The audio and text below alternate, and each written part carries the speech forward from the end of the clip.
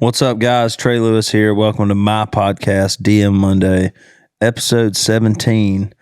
I was driving over here today, and I was thinking about how grateful I am for all the things in my life and for all of you that watch the podcast and share it and, so forth on such.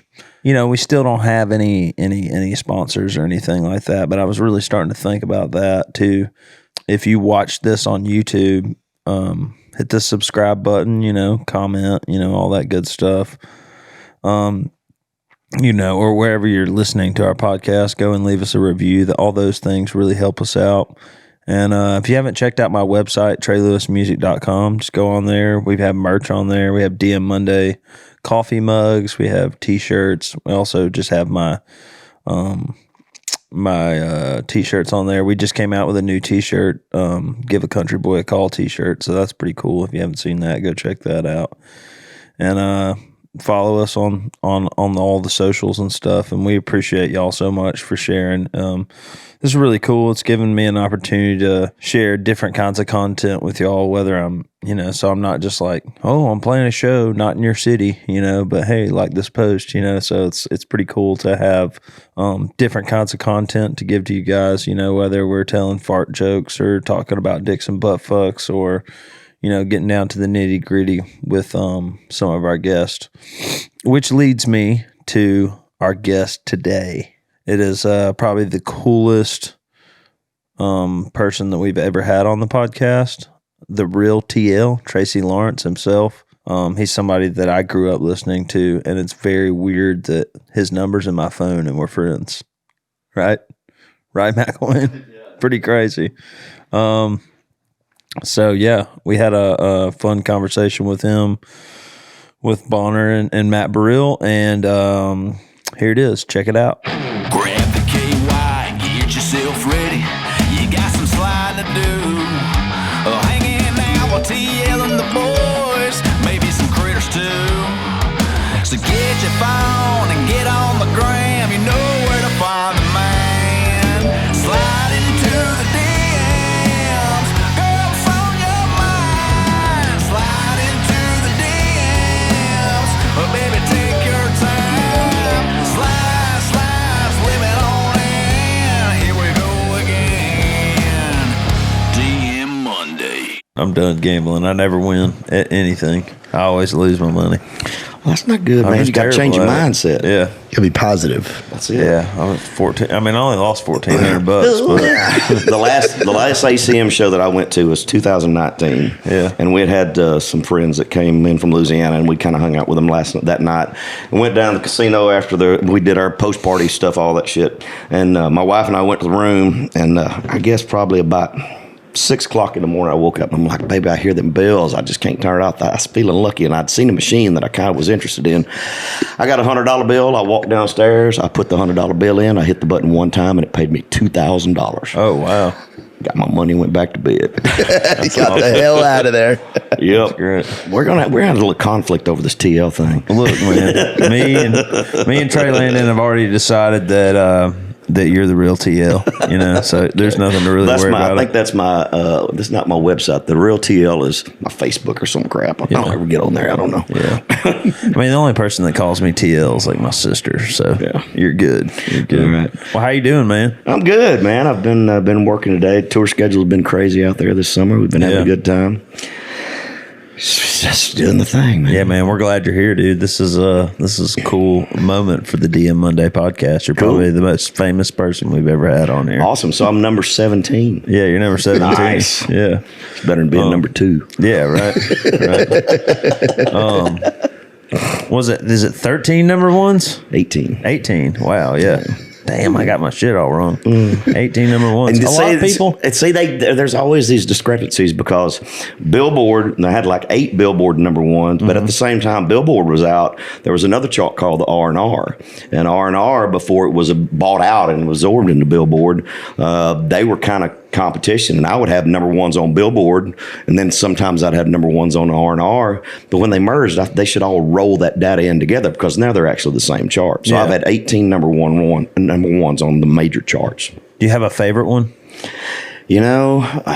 I love I See It Now. That was a big record. It's fun to sing. Yeah. Birmingham, I loved doing Birmingham. It was a big record, but it wasn't a number one. Yeah, it was number 4, right? Died at 4. He Yeah. did his prep work. Look did. at this. Look Look at at that. this. Yeah. Look at this. Wow, he's ready, man. Yeah, I was ready. Number 4, man. Yeah. But I mean, it's a huge song. I mean, I know I'm from Birmingham. I grew up there, so playing that cover circuit for years, people would be like, "Will you play "Paint Me in Birmingham"? Yeah. You They start yelling it at the beginning of the show. It's like, y'all going to have to wait. That's what Yeah. makes Timing is everything. That's for us. That's for us. We'll be like halfway through our set, and you know how people like type in Snapchat and hold up their phone. Did they just put DIC? Yeah, play Dick Down in Dallas. Aren't you going? Can't wait till you're 70 and you still get to play that. That'd be awesome. Well, I had my agent is Henry Glasscock at WME, and That's a great name. I went, yeah. So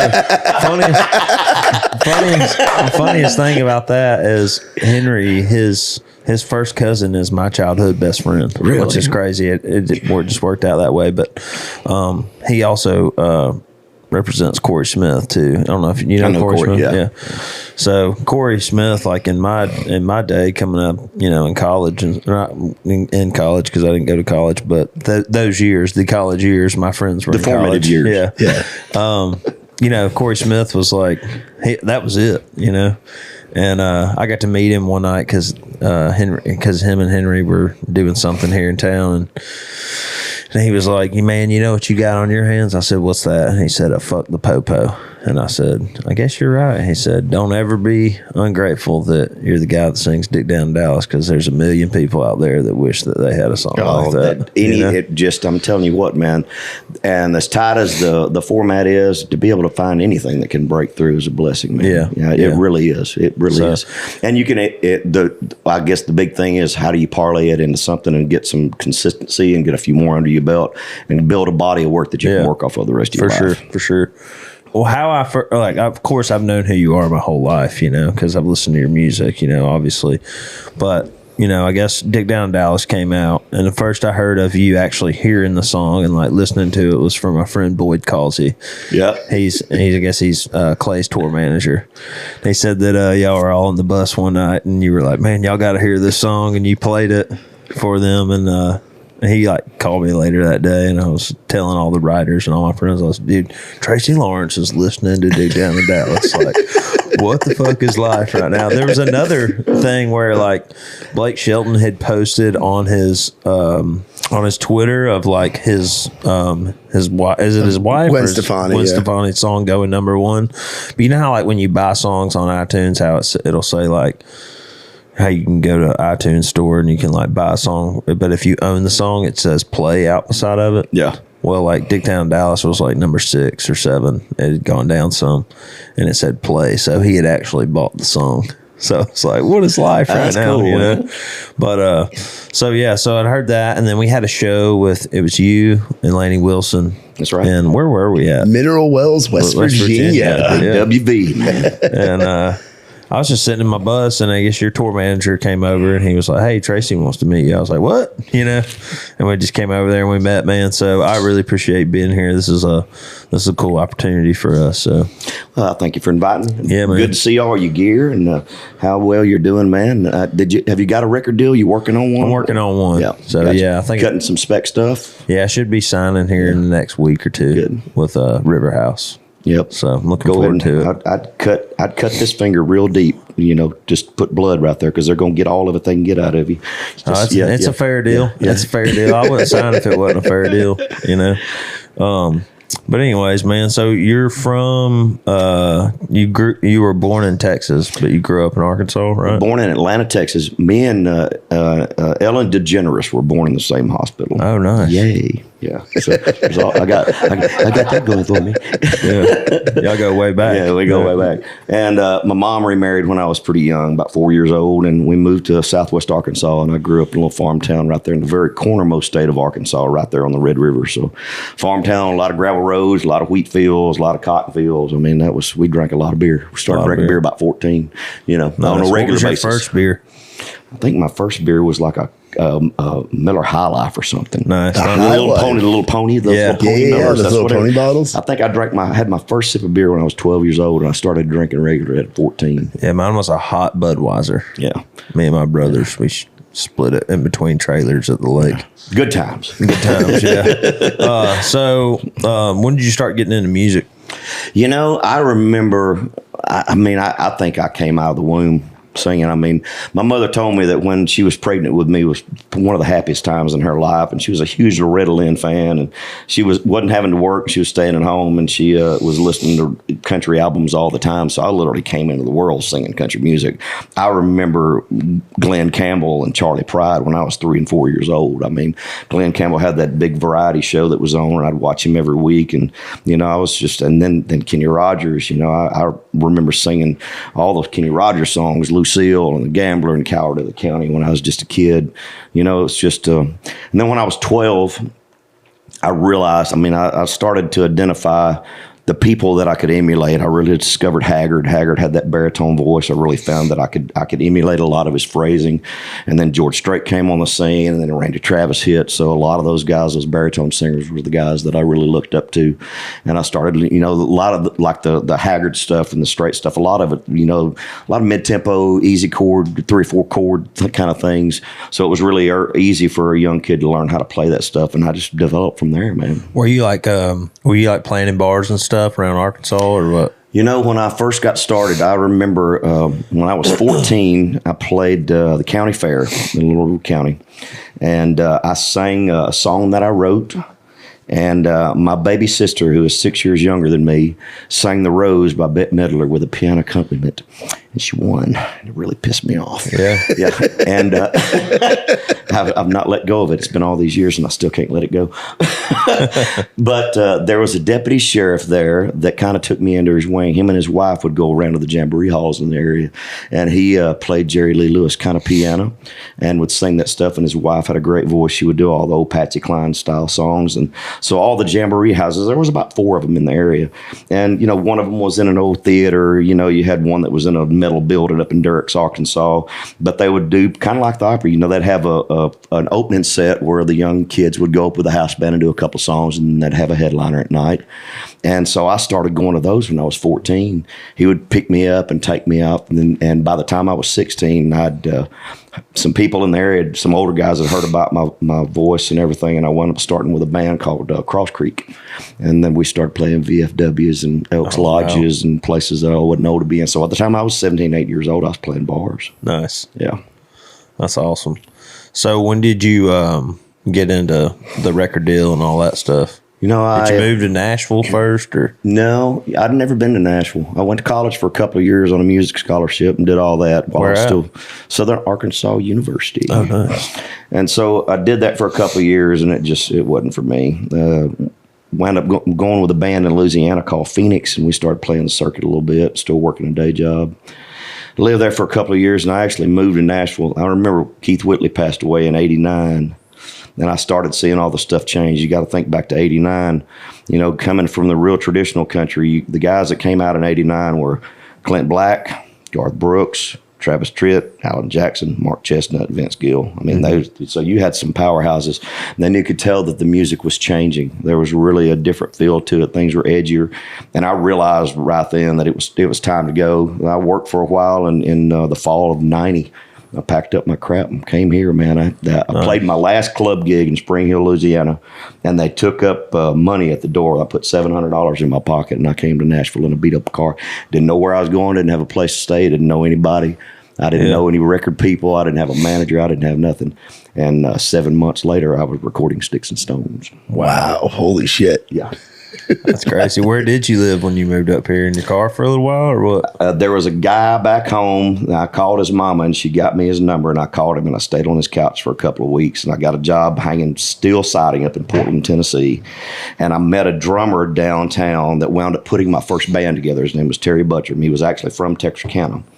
I did room and board. I think I paid a couple of $100 a month, and I just started working odd jobs and working for a temp service and hitting contests around town, picking up extra cash. And so that's really where it all started. And we have a lot of singer songwriters that listen to our show. That maybe ones that haven't moved here. So if you haven't heard me say it already, the real TL sitting here saying it. Sometimes you just got to load your shit up, and people might not believe in you, and just move here and just get here. You know, win, lose, or draw, the way that I always looked at it, and I was terrified, man. That's not an easy thing to do, to just pack up and go by yourself to a place you've never been, where you don't know anybody. And, you know, it's a rough world out there. But I didn't want to get to the place. I knew that if I stayed in Louisiana, I was going to wind up with some girl and she's going to get pregnant, and then I was going to be stuck there paying off some student loan or something. And I just realized if I was going to go, I needed to go then before I got tied up in all the rest of it. And I just went for broke with no intentions of ever going back. And I just didn't want to wake up one day and go, you know, maybe I could. What if I would? What if I would have? What if I'd have just tried? I never wanted to look back with that regret. And I've made a shitload of mistakes along the way. But at least I know that I gave it everything I had, and I don't look back wondering what if. Yeah, that's the goal, man. You know, I mean, I didn't move to town till I was 30. You know, I came up here in 2012, and I recorded some songs, and then I moved back home because I fell in love and got married, and did all that stuff, and then I went through my divorce, and I was like, you know what? There's really nothing left here in this town for me.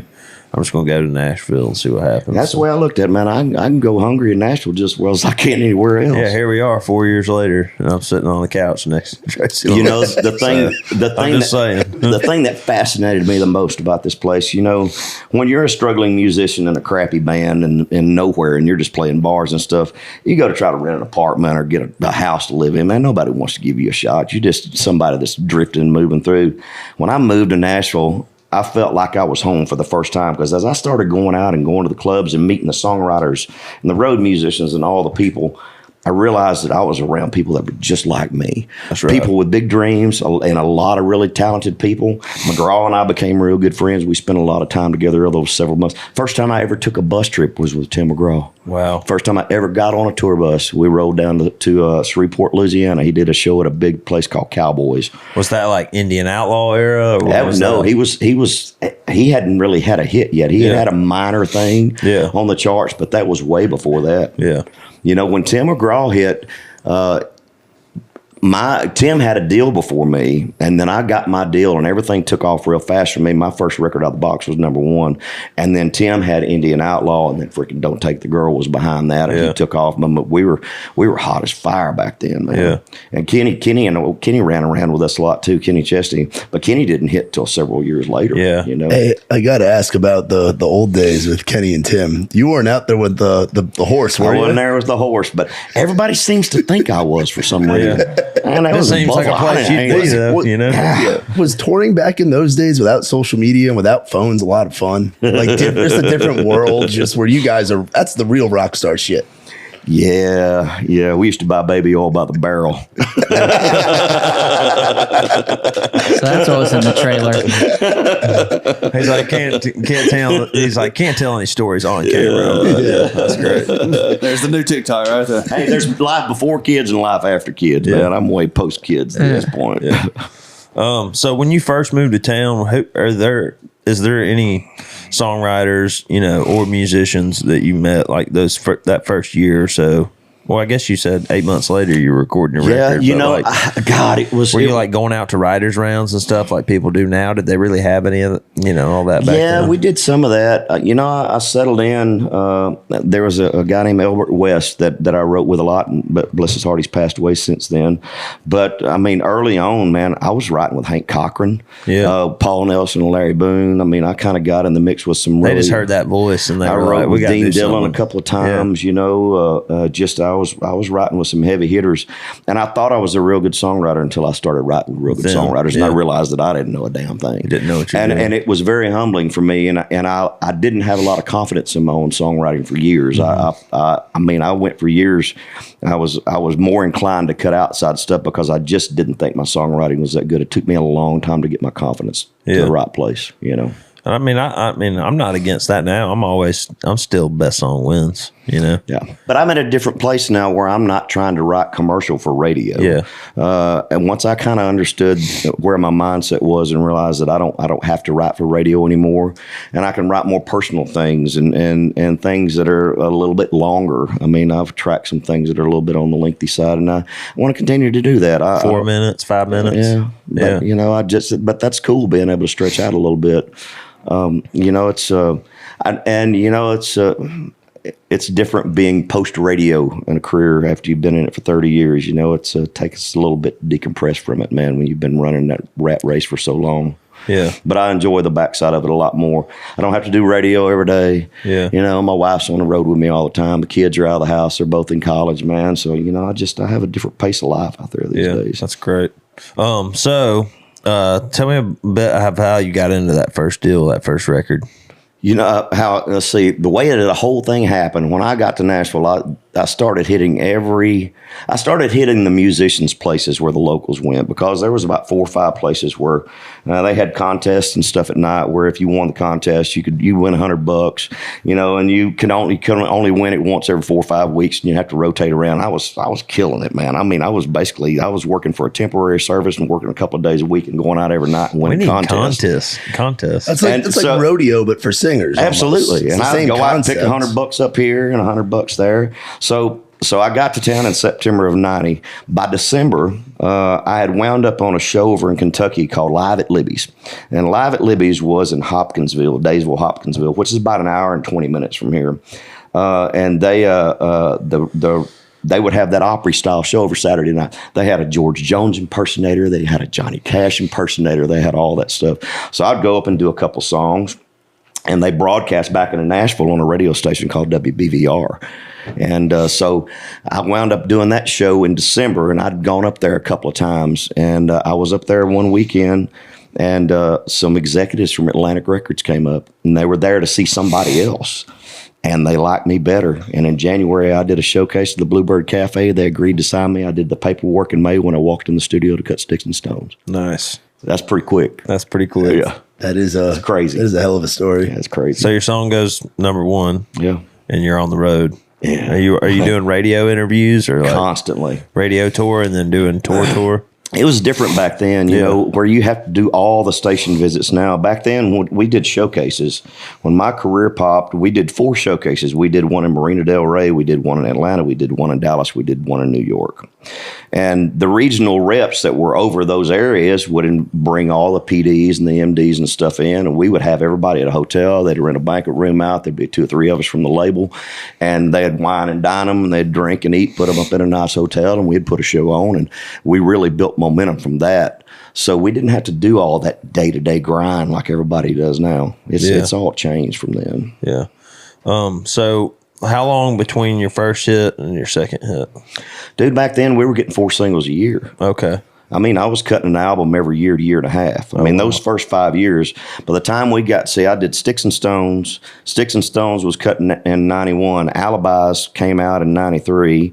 I See It Now was 94. Time Marches On was 95. Coast Clear was 96. So back then, if you were getting 4 singles a year and a couple of videos, you could build a body of work in 10 years, like what I've done, where you can work the rest of your life.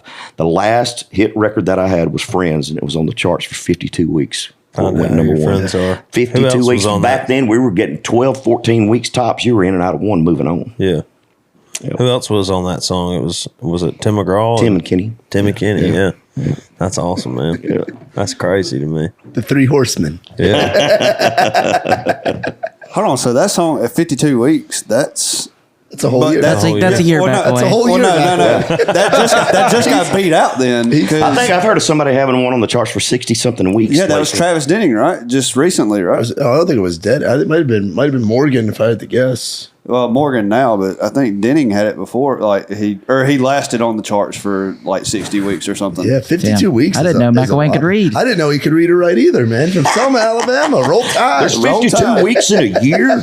Man. Yeah. So, I mean, how do you go about picking your songs when you were picking them for radio? I know now it's probably different. I want to hear that too. I had my system that I developed. The first album, man, I went in with 10 songs and cut 10 songs. I basically structured that off of my favorite George Strait songs. I had a shuffle. I had, my Marina Del Rey. I had a couple of waltzes. I mean, I tried to build things that reminded me if I put a compilation together of my favorite songs by George. Like George Strait would cut this song. That's kind of what I did, and that's the approach that I took. A little bit edgier. Stroud was more of a bluesy producer, so he cut me with a little bit more edge. Now, the next go around, I mean, I got into the system where back then, we would go, the A&R people would bring baskets full. So I'd get a mail basket from the mailroom every week, and that would have hundreds of tapes in it. And I would go through all of them. We would go do publishing meetings, and I'd pick songs and all that stuff. And my process was I had cassette players on the bus that had VSO where I could vary the speed of them. And I would sit down to a listening session, and I would try to go through an entire box at a time. Wow. And anything that I didn't like, I mean, if it didn't catch my attention, by the time it hit that course, I was done. I moved on. I mean, I was moving quick. I didn't have any hesitation. When I got done, I'd put everything down and make a compilation CD, a compilation cassette. And I would adjust the speeds. This is a lot of work in itself. I would adjust the VSO speed, so I would work on my tempos, and then I would spend time listening to that until I got my next basket when I came back to town. And I would burn it and burn it and burn it. And as soon as I got bored with something, it came off the list. So by the time I got in the studio, and I did this for years, by the time I got in there, I had 12 to 15 songs, pre-sequenced, tempos that I wanted to cut them in, knew the words by heart, everything that I wanted to do. I went in that prepared every single time. That's badass. All while being on tour. Oh, yeah. All while doing some awful shit on the road. yeah, like you're just busy and you're still writing too. The first year, dude, I did 289 shows my first year. Holy shit. We did, 289. what did we do? We did what? We did 130 last year. Dude, that was a lot. We're going to do 90 this year, and it's more than I want to do. I want to do 60. Yeah. It's a lot. I can't hold up to that pace anymore, man. Yeah. I've abused myself too much. What were you driving around in before the bus, or was it always a bus back then? When I came to town in a 1980 model Toyota Corolla that had 250,000 miles on it. It was a piece of crap.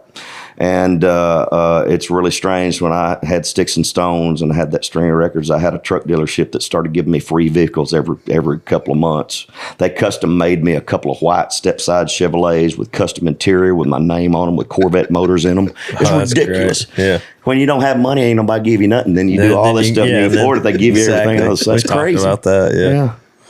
Yeah, it's like, where were you when I didn't have nothing? And the first bus, man, my first bus came from Night Train, and I got one of Garth's old buses, and they repainted it, and it was supposed to be a cream color, and it came out baby shit green. It was the ugliest bus. I had both Garth's old buses. I had one that was like a band bus with a lounge in the back, and then the other one was a 5-bunker with a lounge in the front, and it had a warehouse in the back. We carried all our merchandise and everything in the back of the bus. Had a door on the back where you could get the merch out from the back. Wow. And they went back in and put squiggles on them just to tone it down, but it looked like some baby food that was like smushed peas or something. They were awful. Just a floating turd. They were awful. Just ugly as Riley they could Green be. had a booger green bus at one point. I remember seeing it out at Zydeco. I was like, geez. Yeah.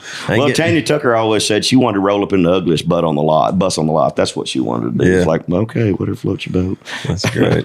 Yeah. Do you miss the club day? Like looking back on the club shows and stuff? Because I know now it's a lot of theaters and festivals. Like what we've.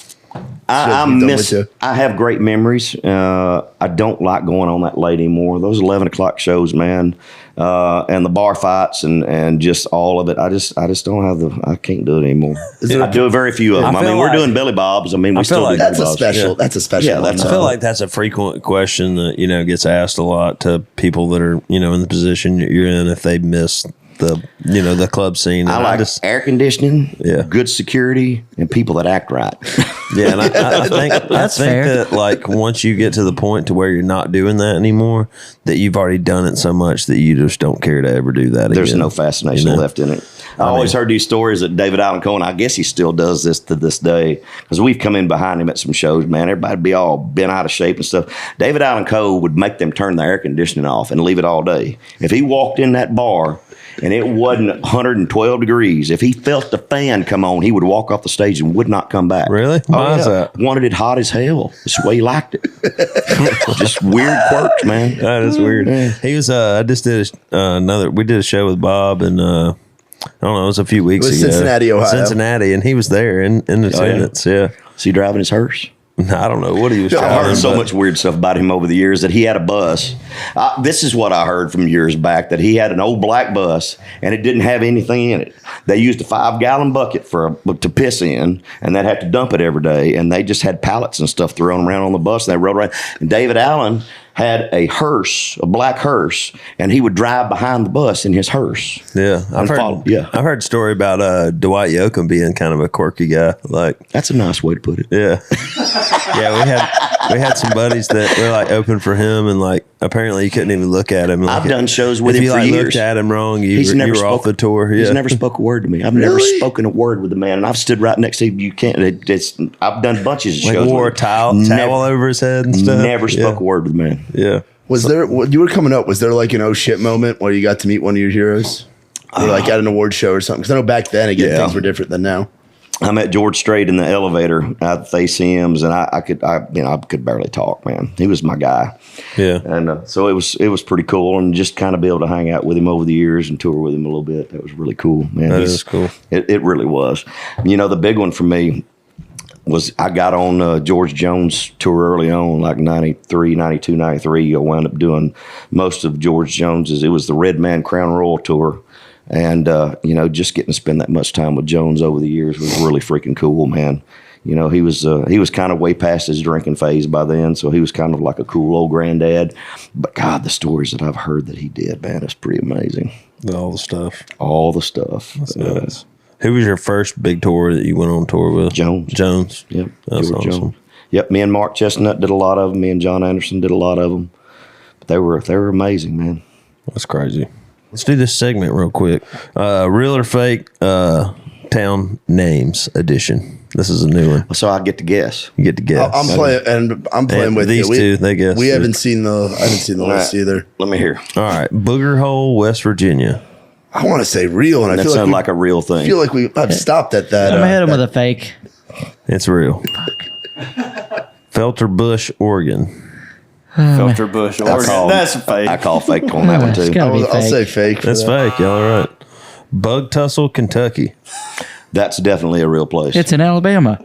No, There is one in Alabama. there's a bug tussle. Bug Tussle. Bug tussle. Yeah, look at them bugs tussling around. It's right next to Bowling Greens. Yeah, it's real. This is going to be a no-brainer. Toad Suck, Arkansas. Oh yeah. Yeah. Tinkletown, Utah. Fake. Mormon stuff. I think that one's real too. It's fake. Really? Damn it, I missed one. Bump Ass, West Virginia. No, Bump Ass, Virginia. No. I'm gonna say real. Fake. It's real. Fuck. But it's probably pronounced like bump sass. Like they try to pronounce Yeah, out the I don't know. Bible Belt stuff. Bumpus, maybe. Bumpus. Bumpus. Yeah, Bumpus. bumpus. Yeah, that's probably Bumpus. Ding Dong, Texas. It's out west. No. I'm gonna say Fake. real. I'm gonna say real. It's real. Well, hell, we need to go there. Population 5 oil rigs. Ding dong. Ramdass, Mississippi. No. That's I real. feel like I've driven past that. It's fake. Intercourse, Pennsylvania. That one's That's real. I've driven through Intercourse, West Virginia, or Pennsylvania. just there, yeah. Yeah, we were, yeah. There's some rednecks up there, man. There are, dude. Pennsylvania, Big time. Pennsylvania, they get down. Did you get to take your bus around the dirt track at the West Virginia? Was there one there? Yeah. I've taken my bus around tracks before, but I don't think I've done it around the dirt track there. We took our van. We played in We West. played a whole lot of them. Well, there was one in that. All right, so that show we played together. There was another show that The we were same scheduled buyer. for in like 2020, but I think maybe y'all got COVID or somebody got sick. and Was it couldn't in play the September? show. Because I got sick with COVID in September. Was that the show we played when your mom came? Yeah, and it there was was- like four it was- people there. was It was in- like Fire Festival. My whole bunch Yeah. got. All my bus drivers got sick. Half the band, everybody got sick. Yeah, we Everybody. drove the our Ford E350 2007 with 200,000 miles around the dirt track. Marksville, we got a blowout on the way home because of it. So Worth it. Worth it. Scratch Ankle, Alabama. That sounds like a real place because Yes. there's some chiggers in Alabama. I'm gonna say real. That's False. real. It's real. Yum Yum, Tennessee. Yep. Yeah, that's real. Yeah, I've that's heard of real. that. Wonder where that is. Field trip. Get your permission slip signed, Mcilwain. So when did you Can we meet? go to Cracker Barrel? That sounds great. When did you meet your wife? I met my wife in December of '97 down in Beaumont. She's a Beaumont girl. No. And then y'all got married and had kids, or do you have kids from previous, or what? No kids. We were both married before, but we got married in January 2001. And my oldest daughter is 21 now, and she is a senior in college. And my youngest daughter is 19. She just started her freshman year. She's a senior. I thought you said she was a singer. Have any of your kids taken on the musical interest? You know, they've all taken all kinds of guitar and drums and piano and all that stuff. They both grew up doing competition dance, but they don't want anything to do with this business. And you're like, thank God. They don't want anything to do with this business. My oldest daughter is majoring in dietetics, and she's going for a master's next year, which is a huge new field. Yeah. And my youngest daughter's just very into psychology. She likes to help people. So are you glad they're not doing music? You know, I just wanted them to get a foundation of it. I wanted them to have the opportunity if they wanted it. They just have such a despise for it. They've seen all the crap. They're not fascinated by any of it. I mean, they don't like the intrusion it puts in their lives. They don't like the way people change, the way they treat them when they find out who their dad is. You know, it bothers them. And, you know, they've had to live with it their whole life. They didn't choose it. You know, my wife knew what she was marrying. I went into it with my eyes wide open. Kids had no choice. Yeah. You know. No, I understand that. Terry, our guitar player, always says that his son doesn't like music because he relates it with his dad leaving. You know, yes, it affects them. That's true. Where do they go to school? Are they Woo Pig? No, I really don't want to say where they go. Yeah, you don't want to say. Okay, I got you. Okay, Yeah. That's a fair thing. Yeah. I did want to ask about because we go through a lot of SEC. I forgot we have a real superstar here. Yeah. Sorry, man. Sorry, dude. We go through. He's fired. I am fired. Woo, dodged a bullet. Took enough time. He's always fired. Just took the heat off of you. Of all the SEC college towns, why is Fayetteville, Arkansas the best one? You know, I grew up in Arkansas, and I have a lot of friends. Actually, one of my fraternity brothers is a chiropractor there, and we still stay real close and just have a lot of deep connections there, you know, from John Daly right on down, you know, all the years. But I think the SEC overall, the SEC conference, man, a lot of the universities are very comparable. They're massive. They have huge football budgets. They're very well-run programs. They get a lot of money. They're just the SEC is just the stuff, man. Just like the college towns, though. Like you go to like George's Majestic in Fayetteville, or you go to Sky, like Auburn. Like there's certain towns that are like why like is Fayetteville? Where do you think Fayetteville fits in with like Auburn, Tuscaloosa? I will say Fayetteville's lit. I like Fayetteville a lot. That's why I'm bringing it up. I've never had a bad time in Fayetteville. There's a lot of fun things to do. The college towns are all fun though. They really are. But there's certain ones I think that are better than others. Like I've been to like Bloomington, Indiana. I didn't enjoy that one as much. Or, like there's certain the towns. SEC schools are really where it's at. I mean, they really and are. that's what, you know, I'm an Alabama fan, and you know, I understand we could be the worst type of fan there is, especially in the Saban era. Well, y'all are spoiled. Yeah, in the That's the Saban era. problem, But the thing know. is like I grew up from age 13 to 19. We lost to Auburn every year. So like I haven't forgotten of how bad we were. You know how terrible we At some actually point, were. Saban is going to retire. Yeah, no, and I know that. or die, whichever happens first. But what I'm getting at is like, you know, a lot of my friends are, you know, it seems like everybody you meet these days in Nashville is from Georgia, you know. And there's a huge lot of them from Bulldog Georgia. fan. You know, and there's a lot of people from Alabama too. I mean, it's a lot of people from Kentucky. I mean, a lot of people from Texas. I mean, The only thing about having people from Alabama is like there's Auburn fans too, and those are the worst. But anyways, what I'm getting at is though, for years, you know, we used to play at, what's the name of that place, Mcilwain? Chop House? And What? that place we played in Arkansas. Powerhouse. Powerhouse. We used to play. was that in Little Rock? Yeah. No, it's in it's in Fayetteville. It's in Because we Fayetteville. went back to during COVID. We did.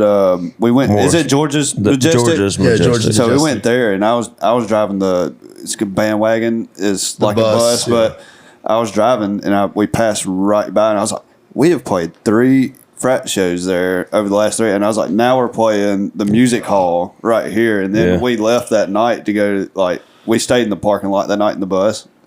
The karaoke bar right across the street was playing Dick Down in Dallas as we were finished, and we went over there. They just gave us free shit the rest of the Cool night. full circle moment. But I mean, I guess all I was trying to say is that from playing there and like going to Mississippi State and Ole Miss and playing all the frat parties and sororities, I just realized that all the traditions are kind of the same. They're just different, whether you have Woo Pig or Roll Tide or they do. War Eagle. And the Greek cultures, they're all real similar. You're going through the same process. And so much of it is about bonding and the relationships that you create in college, the ones that I made anyway. they're lifelong friends. I stay in touch with quite a few of the guys that I pledged with or went to college with, even though I never finished. It's you're at a very formative time where you're building relationships. A lot of them that'll stay with you the rest of your life. What do you think about them bringing all the new schools into the SEC? I think there is an end game in mind. I think it's just to cancel Nick Saban out, huh? No, it's not. I think it's to get down to more of a true playoff system. Yeah. I think they're going to consolidate these conferences and get it down to a true playoff system. For sure. I think that's the end game over the next several years. And they really need to do it because the way that it's been is really unbalanced. Yeah, they need to keep tweaking this thing out. So I really believe that's their end game. For sure. So what's life looking like these days? You're just touring a lot and you got your own podcast. Yep, own podcast, on radio show. I'm trying to take more time. I had lunch with my managers today, just looking at the schedule and working out things for next year. And I like to work, but I've got to make myself take more time. But my wife's going to spend more time on the road with me. That makes it a lot better. But I want to travel more. We took a couple of weeks and took the kids over to Italy in the summer. And, I was working on another language and just enjoyed traveling. You learning another language? Italian's tough. It's like Mitch and Terry. Yeah. He's learning languages. Our guys like to sit and learn languages. They say they always say they're practicing their Spanish. They go in their bunks. What is the program called? It's like Rosetta Stone. Rosetta Stone. Yeah. I actually had a lady that came over and taught us, and I can navigate through it. I can't really speak anything, but it gave me a perspective into reading it and dissecting it and kind of figuring it out. And she's been over there quite a lot, so it helped us learn how to navigate. The trains and all that stuff are really the most difficult. We did some time in Switzerland too. Italian's a whole lot easier than Swiss is because they're like 5 languages. They got German and Dutch and French and Swiss and everything come together. Yeah. I can't. Looking at it on paper, it's just gibberish to me. I don't understand it. If I tried to learn another language, I'd do like Spanish or something. Spanish and Italian are not too far apart. They're really close. Yeah. But I want to, as I've slowed my pace down. I go to bed at a decent hour. I usually get up much earlier in the morning. I sleep all day if I can get away with it, but I don't. I want to do more things that are intellectually fulfilling and spend more time with my family and all that. Once the kids get graduated and we get through that, I plan on slowing it way down. Do you fish or hunt at all? I do hunt. I usually take a hunting trip in December every year down to West Texas. Nice. Everybody's always trying to get me to go Stuttgart and go duck hunting. I've never duck hunted. I like my deer meat. I've done elk hunts and some different things. I like the big game stuff. Yeah. I love to fish. I just don't do it much anymore. I'll take you fishing. We'll go down to Beanville together. Take him down to Florida with you. Yeah. You guys would have a blast. Catch some Florida bass. I like bass fishing. I like crappie fishing and cat fishing. They got crappie there too. I love to fish. I grew up loving to fish. Yeah, me too. Man. Enjoy it. It's like I don't have a fishing boat anymore. I used to have a Ranger, man, and I got rid of it, and we got a cabin cruiser now. So I'm about to get me one of these fishing kayaks. Have you seen these things? Yeah. I do it on the river some. I like to kayak too. We got a group of us like to kayak on the rivers. Oh, nice. Yeah. My lawyer's got a nice little place down there with a boat ramp. I'm going to get that kayak and just after my rights, just drive down, go fishing for a few hours. Absolutely. I've got a boat, but it's down in Alabama, and it's just like I don't. It's like I get a slip, and then you got to have a place to keep it. All of it. Yep. Just get the kayak and go by myself. That way, I don't never have to take anybody with me. Damn, I got my own kayak, so you're fucked. Me too. You ever seen the show Wicked Tuna? Oh yeah, I like Wicked Tuna. It's a pisser. We got to go fishing with. I got to go fishing with Paul from Wicked Tuna. Did you really? He's a pisser. He was 2 weeks ago, or was it 2 weeks ago? 2 weeks ago, yeah. We got done with the show with Bob, with the Kid Rock show, and I had asked him, I'm like, so what time do you guys want us at the top? He's like, oh, you should take the bus and get there as early as possible. We went right from the amphitheater to the dock, like 2-3 hours up the road. We were out in the water by like 3:30. We didn't catch anything. We caught the bait. If they're like they are down in the Gulf, when I fished with friends down in the Gulf, man, you're going 200 or 300 miles out. It takes we went like 30 miles out. 40 miles. 40 miles. But just seeing like whales coming up to you, and being out in the water. It was beautiful, man. And those bluefin, I've never caught a bluefin, but I desperately want to, man, because I love it. It's not an easy fish to find at sushi restaurants and stuff, but I freaking love it. He said come back anytime and we'd go again. So this guy that owns this Favorite Fishing, Winston, I met him a few weeks back, and they gave me some fishing stuff. I basically bought everything that they have, and he's like, "Don't buy it anymore. I'll send it to you." We were talking about that earlier.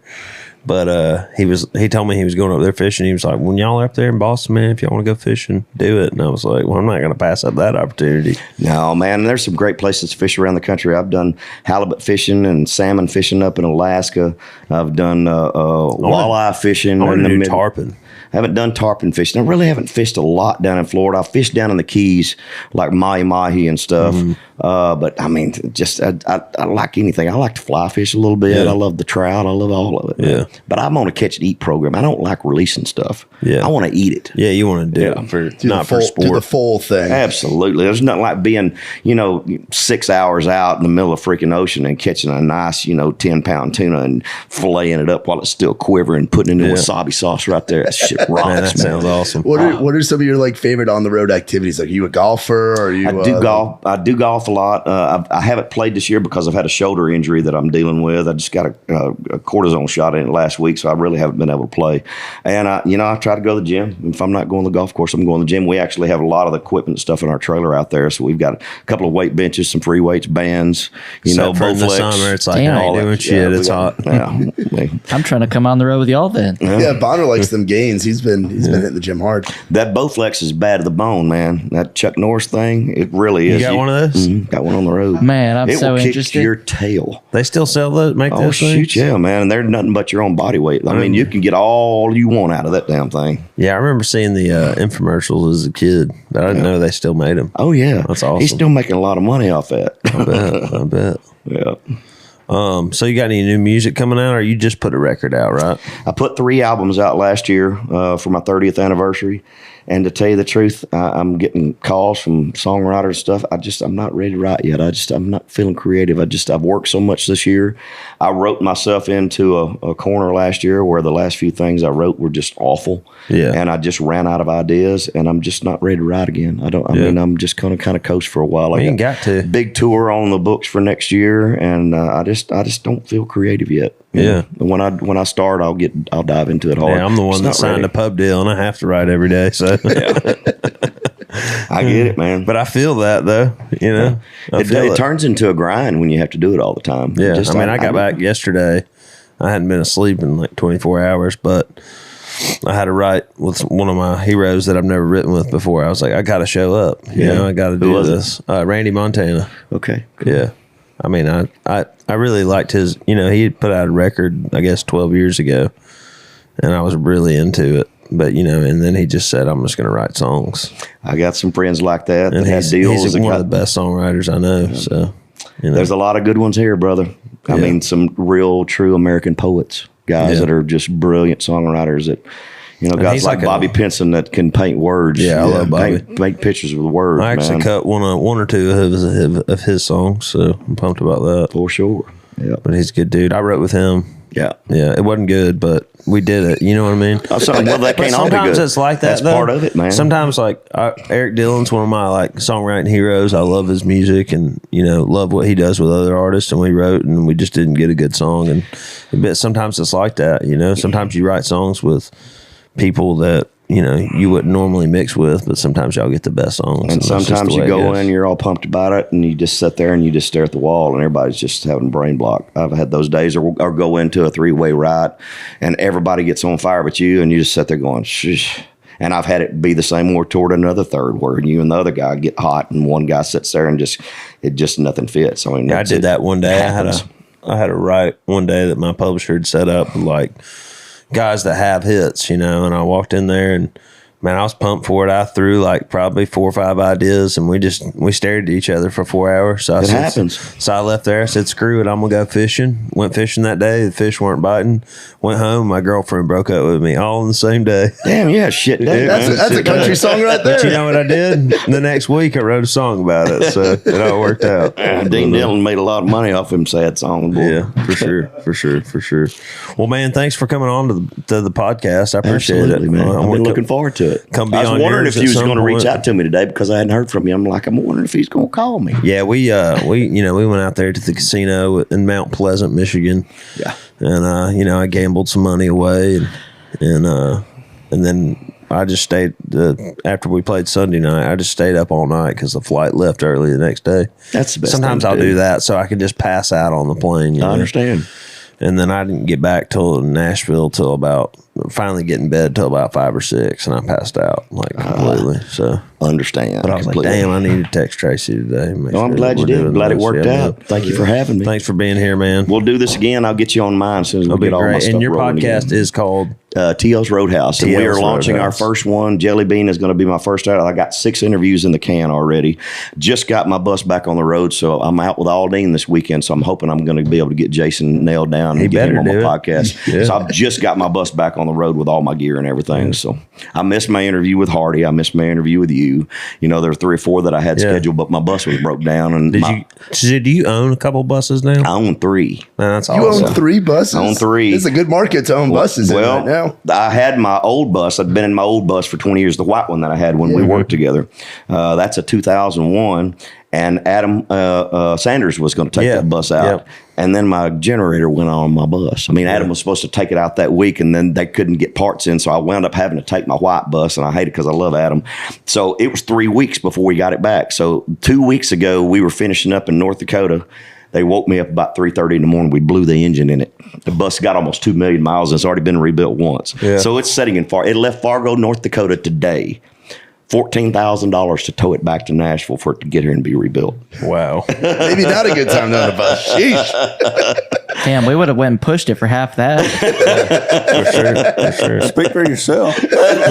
Okay, well, me and Burrell would have. Golly. I mean, everything's expensive and all the parts are backed up. When things break, you can't get them. You can't find drivers. You can't find parts. I mean, it's just a pain in the butt. Speaking of drivers. Yeah, you had a driver that Cookie, baby. Cookie. Oh, you know Cookie. I know Cookie. So I think the next night after we left y'all, we were at some place and there was a lake there, and Cookie took his clothes off and just jumped right in the lake. Was out there swimming around. I thought he was going to drown. He loves his paydays. loves his little peanuts. Oh, is that his deal? He likes the paydays. We had Cookie out with us at Rock the South, and apparently he ate like 4 paydays, and he came back and he was like, He's a character, man. He thought he was dying. Bus drivers are the best, dude. Yeah, well, some of them are. Well, I'm saying I just enjoy meeting characters, man. all the bus drivers we've ever had have been characters. I haven't had one.